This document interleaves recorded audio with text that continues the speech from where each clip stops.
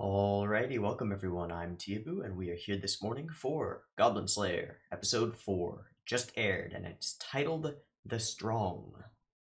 Cool. Last time on Goblin Slayer, we got to meet the whole crew. At least, again, I assume that they are the crew, and from your comments, I'm pretty sure they're the crew. Got to know a little bit about each of them. They shared a little bit of themselves, their home, with each other around the campfire, which was cool. And they shared stories about where goblins come from. They also got some more characterization on Goblin Slayer and, well, on all of them. And they are going off to fight some goblins. They've got a mission and they're gonna do it. Pretty cool. I hope to see them all working together and doing good goblin killing stuff. Should be fun. We'll see how effective they are. I assume they're all pretty darn good, considering that they are sort of the champions of their races. And a couple of you have let me know some things about them. So Lizard Guy is a druid. I was thinking he was some kind of spellcaster type, and he is a druid, so good to know. And then apparently the dwarf is also a magic user of sorts. I don't remember exactly what his deal is, but he's also a magic user of sorts. So one of you pointed out that they are kind of an imbalanced magic-heavy party, which is interesting, and I wonder how that will come into play. It appears that Goblin Slayer himself is their only primary melee physical combatant, and then they've got the elf as a ranged melee or ranged physical combatant, and then everybody else is pretty much magic. So that's interesting and imbalanced, and especially imbalanced because you can only use spells a certain number of times in this world, and that makes their party get really, really weak in longer combat. It makes them have to prepare and have to plan out their battles and when they're going to use their spells. So that's interesting. It adds a little bit of a layer of thinking to it, layer of strategy, which is cool. Good to know.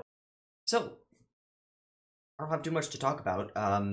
Last episode was mostly it was good. It was definitely good. It was good character stuff, but it was also set up for what's going to happen in this episode, which will hopefully be some cool fighting stuff and some more character development stuff, and maybe some more about this whole the world is ending thing, which doesn't actually seem to be much of a big threat. At least Goblin Slayer doesn't think so. But he is a one-track goblin slaying guy, so he doesn't really care about anything else. But a couple of you have mentioned that in the past, things like this have happened and everybody else has been able to deal with it, so he can just sort of safely assume that everybody else will be able to deal with it, and he should focus on what he does best, which is kill goblins. Because nobody else is killing goblins, and if they let the goblins breed and just keep breeding, then the goblins will destroy all the villages, and yeah. And he said some stuff about that in the last episode. Yeah. When they were sort of in, like, hey, we need your help. We need your help. It's like, yeah, but if we leave the goblins, then they're gonna kill all the people in the villages, and that's not good. Pretty straightforward. Before we get into it, do a likey, subscribey, ringy belly thingy if you want to, and check me out on Patreon. There's lots of goodies there. Early access for all my other shows, 1 week ahead, and yeah. Okay, let's get into Goblin Slayer. It'll be timer based. There will be a countdown timer. It'll go boop boop boop beep. There will also be a count up from -5 to 0. So just pay attention and you'll figure it out. All right, timer goes here.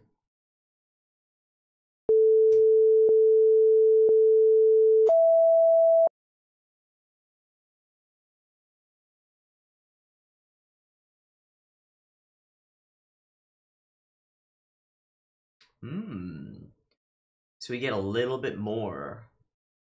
We get a little bit more each time. Good.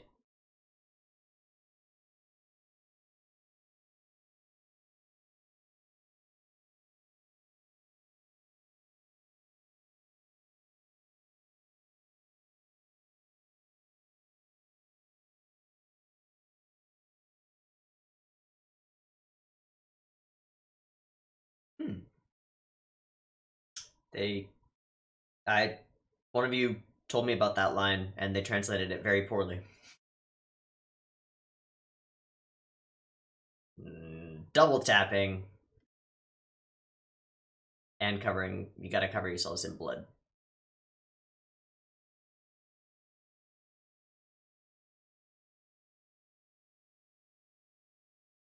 Ha ha ha ha! They're using him as comic relief. Good, very good, very good.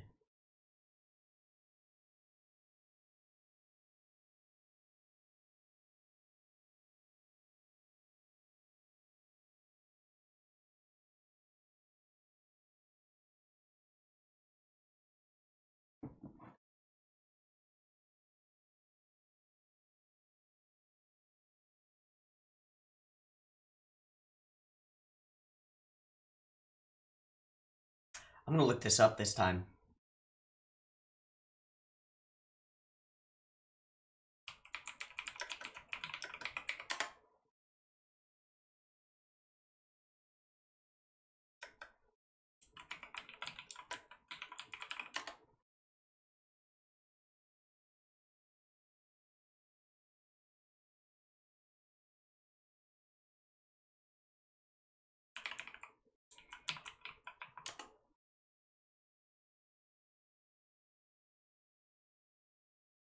Wow, it's by Momokashu, and she's Canadian, and she mostly makes Vocaloid stuff.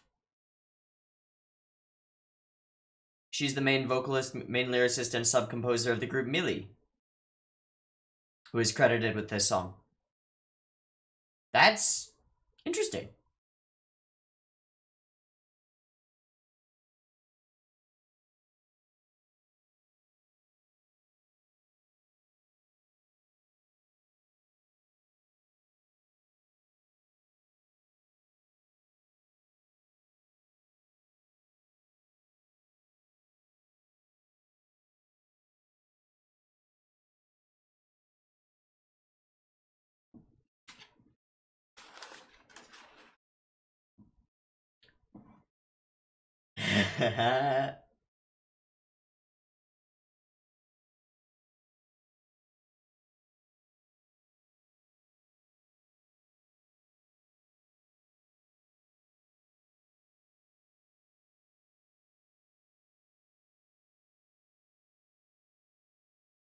Hmm.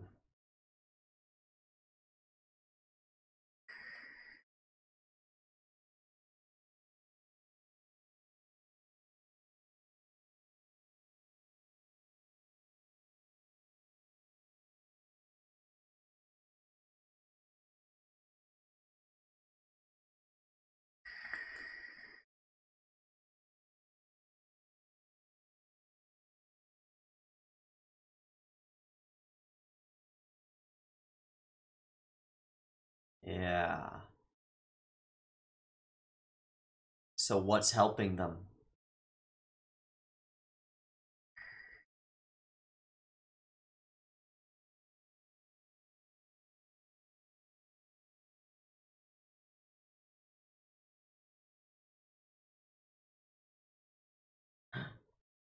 All sorts of ways. Yeah.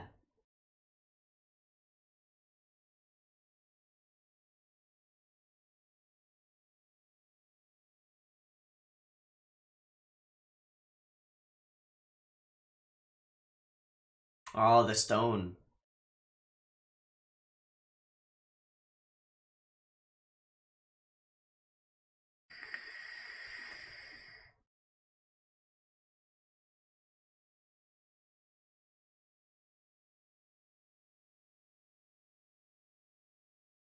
Hmm.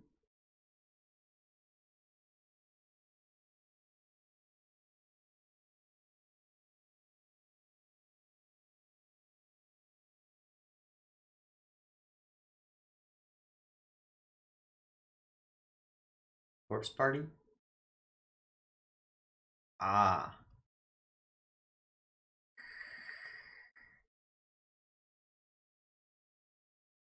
It's an elf. Keeping her there as a plaything.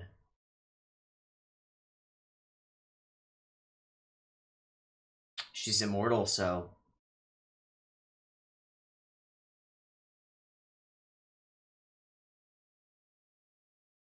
Wait. Yeah.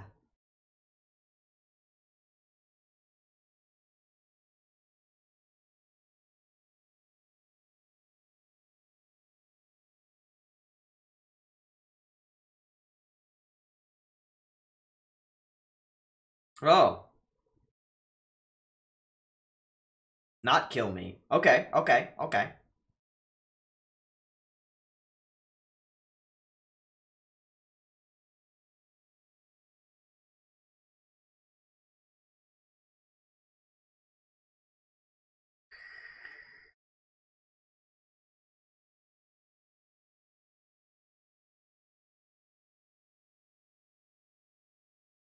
Iguanodon. And he is truly a druid.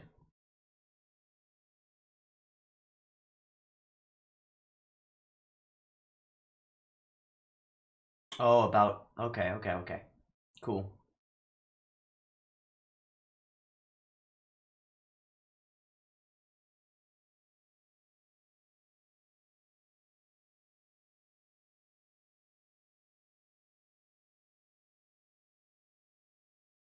He's got the scroll. Oh, no, it's a map. Cool.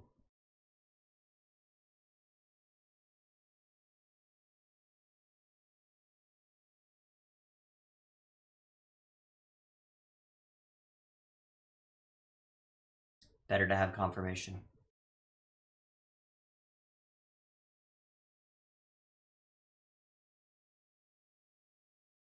Yeah, she needs to toughen up.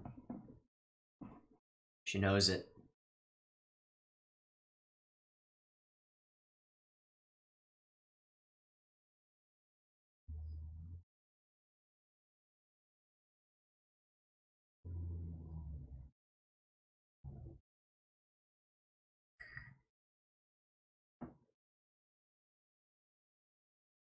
Uh-oh. Nope. Good.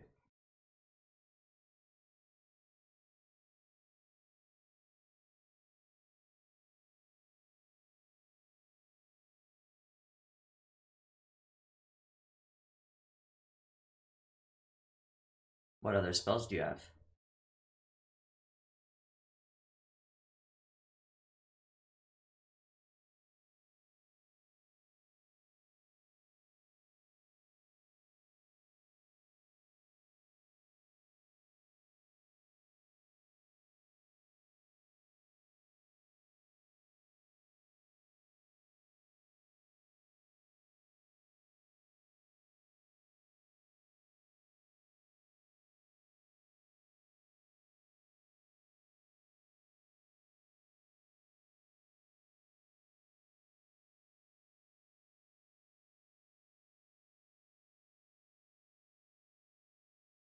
Well then. Yep. If you're coming, come along.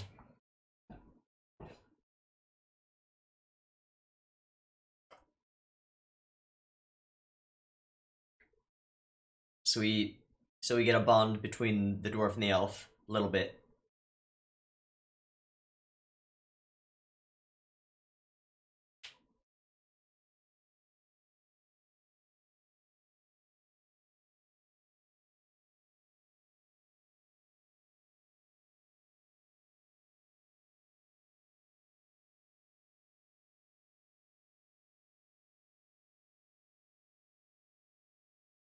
So is there a champion?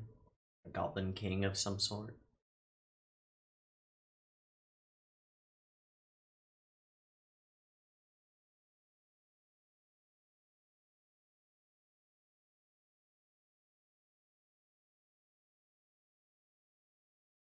Of course. It's always got a plan when it comes to goblin killing. Hello.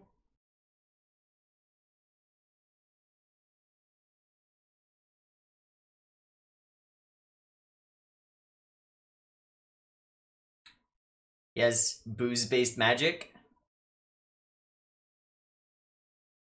That's clever.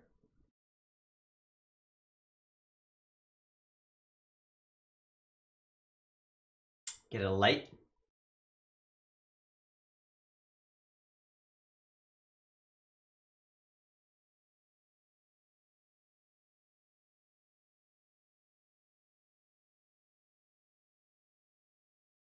And then you can just go and dispatch them.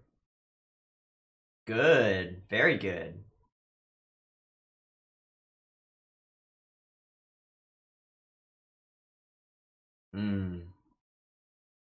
Yep.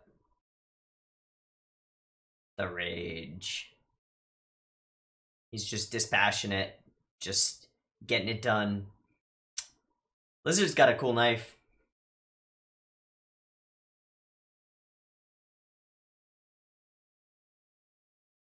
So will we get that line?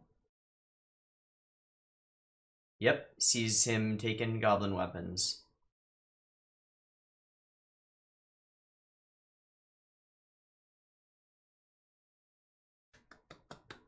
Good. Good. Thank you. Thank you. Thank you. Good. Appreciate it. Good.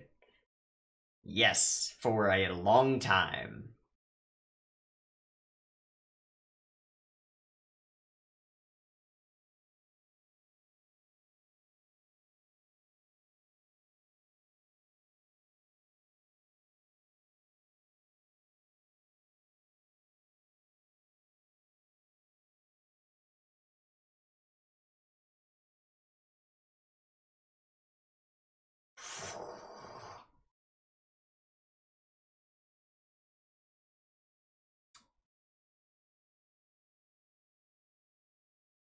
Is a big boy. Is a big boy.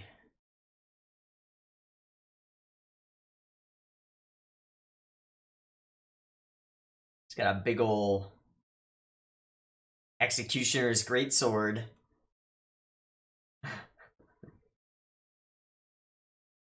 You're not a goblin. I don't care about you. Ooh, nice eyes.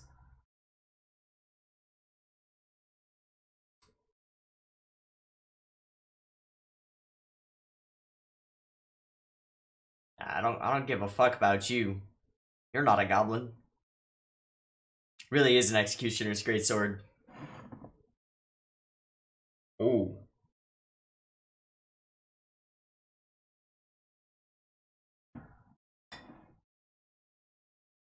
Really? Barrier?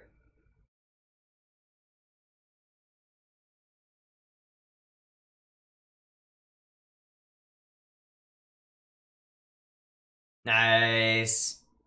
But is it strong enough? Nope.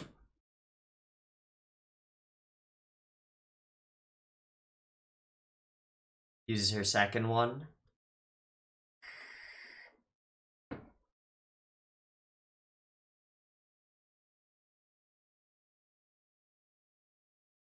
Sweet, we did it. And she's out.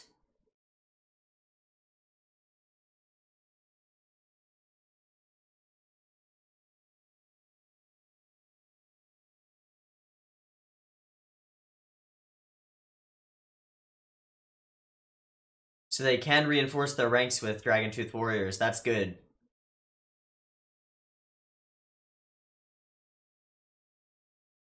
And we'll get to actually see one in combat. Ooh, nice. So, it's got a nice blade.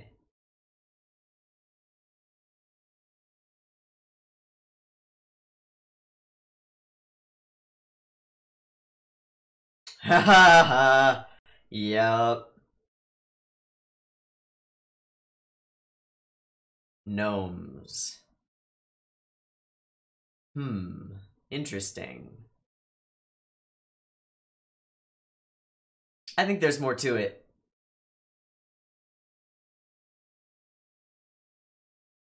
Now his blade has chips and dents in it.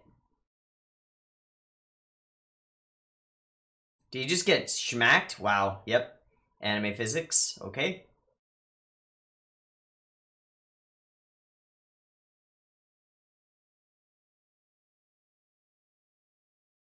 Does he have regeneration? He has regeneration. That's bad. That's bad. That's bad. That's bad. Bad, bad, bad, bad, bad. Very bad.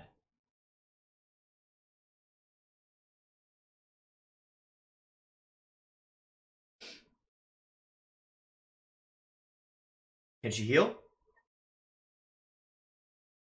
Yeah, he's pretty good. Pretty good with hand to hand as well.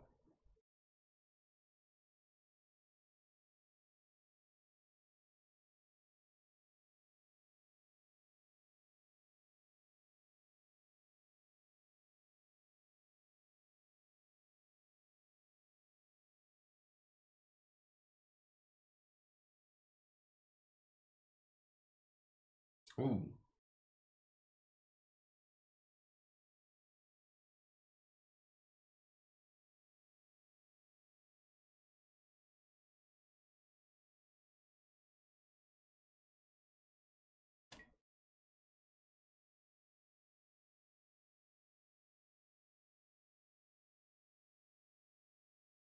Will she have to take off the mask? That could be a thing.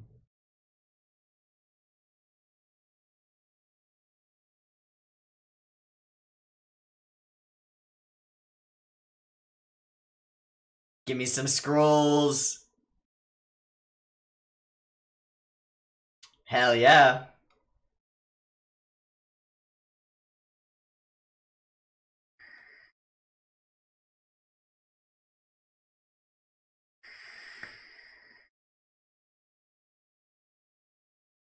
Kabikiri Maru.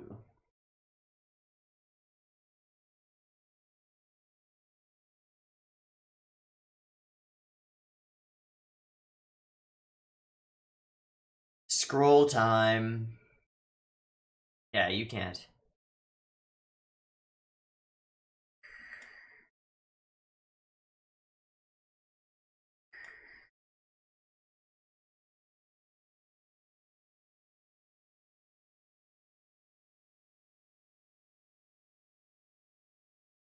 Yup, scroll time.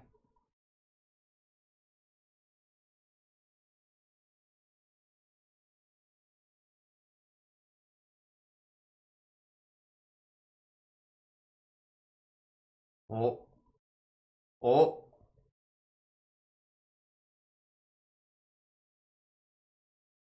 Nani?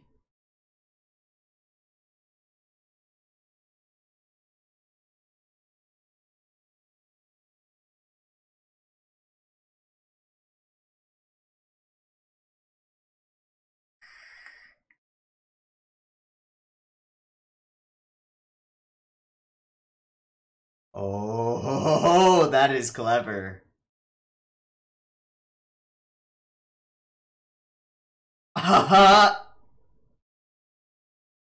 Wow, that's clever.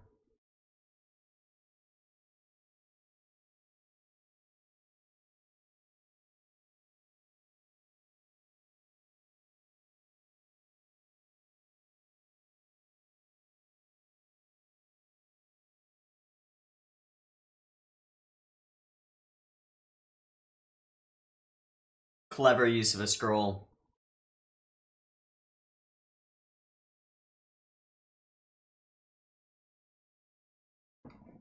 You're an ogre, right?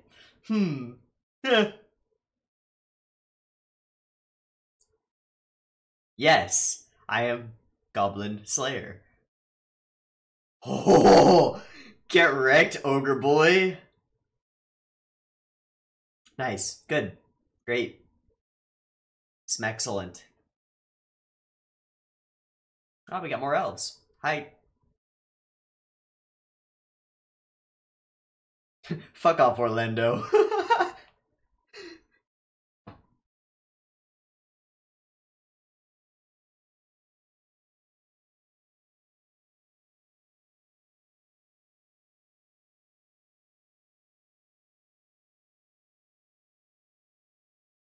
Yes. He does nothing but this. Yep.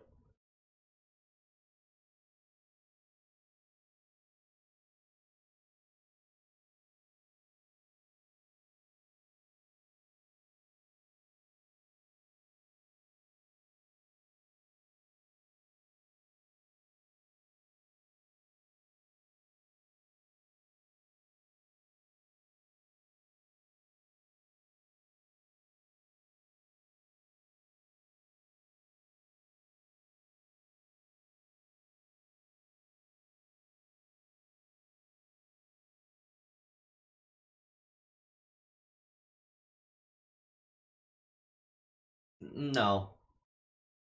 Adventures are dangerous missions.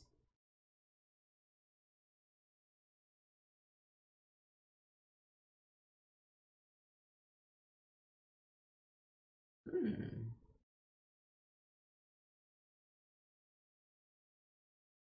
ED?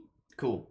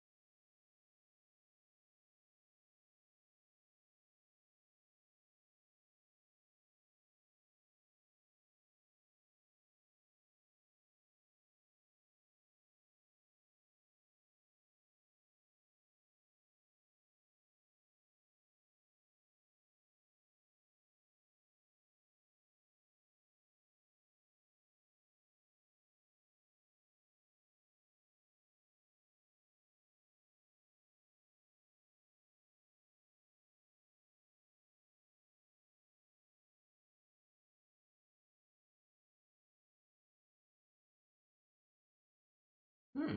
There's an after scene. Ah, he's back. That's it. Yep. Okay. I can stop this recording. There's nothing that I really want to see. Pretty good. That was pretty good. It was just exactly what I expected. We got to find out what all their powers and stuff are, and they all fought some stuff. We got a bigger bad, and it didn't matter. They killed it. He did have to use one of his scrolls though, so that's the thing. And it was a transport scroll, a gate scroll, and he used it in a very clever way. Linked it to the bottom of the ocean, used the pressurized water as a blade of sorts to chop up that ogre. I liked his line with you know, what were you? Like an ogre or something? Guess it doesn't matter now. Pretty good. Pretty good. They should have translated the line by the elf in the beginning. That they translated in here like sufficiently mastered, or it was just like a mastered skill is indistinguishable from magic, which is a callback to what's the exact quote? The exact line.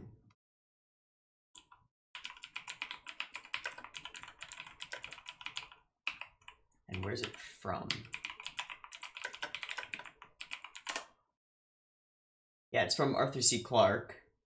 It's Clarke's Third Law. Yeah. Yeah.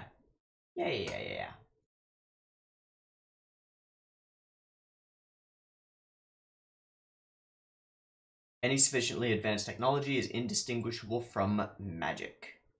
And that's his, yeah, it's his third law. They were in his essay, Hazards of Prophecy, The Failure of Imagination. Yep. The other two laws are, one, when a distinguished but elderly scientist states that something is possible, he is almost certainly right. When he states that something is impossible, he is very probably wrong. 2 is the only way of discovering the limits of the possible is to venture a little way past them into the impossible. And 3, of course, any sufficiently advanced technology is indistinguishable from magic, which is twisted here into any mastered skill seems like magic, which is not as good. It could have been a little bit better, just like any sufficiently advanced technique is indistinguishable from magic would be good. But that's super nitpicky. Overall, I think the majority of the content, character-wise, in this episode was focused on the elf. Her realizing what Goblin Slayer is, what he represents. Sort of a repeat of the same realizations that the priestess went through. Realizing what he does, what she needs to be able to do in order to be part of this crew, and choosing that path, choosing to grow into it. So that was good. There was a little bit of like a little spark of a bond formed between her and the dwarf, which is good because, you know, they're not friends just on fantasy races basis. They're not super good friends, but they're aligned in purpose, and like he feels like he has to do something about this elf who's been trapped and captured, and she feels the same way, and so there's a little mutual respect there, which is good. Lizard Man was definitely a beast.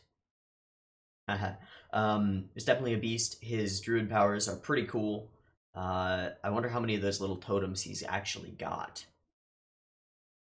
His druid powers are pretty cool, and his hand-to-hand abilities are pretty cool too. So he's definitely strong. And one of you told me that his people value strength, physical prowess. So that's cool. That's cool to see.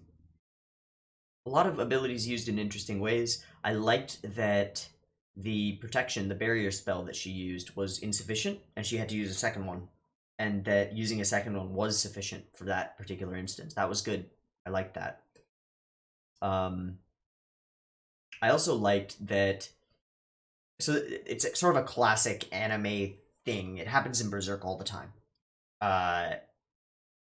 Protag gets smacked, flies into a pillar or a wall, and leaves a giant indentation, right? It's anime physics. It's not possible. There's just no way, right? It's just a way of showing how forceful the blow is. But if you were to hit a wall with enough force to leave a dent, you would be pancaked. But he does not do what a lot of anime protags do in said situation, which is get right back up and keep fighting. No, he's out. He's down. And he requires a healing potion and a stamina potion in order to keep going, and even then he is still bleeding heavily and not doing super well. So characters are mortal and they do take wounds, so that's good. Goblin Slayer is no immortal badass. He is just a guy with a lot of training, which is very much like Guts. Very, very much like Guts, except Guts is a little bit more OP. I think part of that has to do with the size of his sword. Swing! Yeah, Guts is a little bit more OP, little bit more fantastic, if you will. But I like that. I like that. That was good. All in all, pretty good episode. Basically what I expected. And there was no real lead-in to what will happen next. So, interesting. Next time is called Adventures and Daily Life. So, I guess maybe the lead-in is that they're coming back, and the thing that the elf said about taking her on a real adventure. So maybe we'll get a two storyline episode where one of the storylines is elf and priestess go on a fun adventure, and it probably at the very end turns bad because goblins, and requires some goblin slaying. And then Goblin Slayer and Dwarf and Lizard Man are just doing stuff in town, and maybe some more depth on him and Boobs-chan, Boobs-chan, and just daily life stuff. So, looking forward to that. We'll see what happens when it comes out. I'm going to wrap it up. I've been Teeaboo. This has been Goblin Slayer, episode 4. I hope you've enjoyed it as much as I have, and I hope to catch you in the next one. Peace.